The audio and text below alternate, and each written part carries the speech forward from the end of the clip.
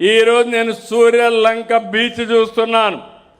ఆంధ్రప్రదేశ్లోనే కాదు, దేశంలోనే one of the best beach మన బాపట్ల దగ్గర ఉంది. అందరూ గోవాకి వెళ్తున్నారు. రేపు మొత్తం ప్రపంచం అంతా సూర్యలంకకు వస్తుందని మరొక్కసారి మీ అందరికీ విజ్ఞప్తి చేస్తున్నా. క్లీన్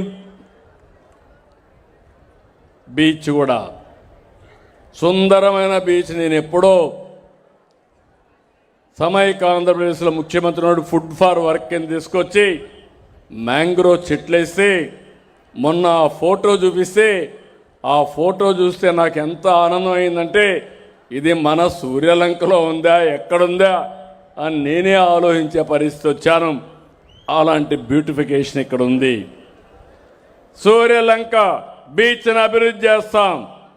ఇంకో పక్క మీ అందరికీ చెప్తాను, దీనివల్ల ఈ ప్రాంతంలో వ్యవసాయమే కాకుండా టూరిజం అభివృద్ధి అవుతుంది, హోటల్స్ వస్తాయి, అదే మరిగా పర్యాటకులు వస్తారు. దీనివల్ల ఉద్యోగాలు ఎక్కువ వస్తాయి, ఆదాయం పెరిగే పరిస్థితి వస్తుంది.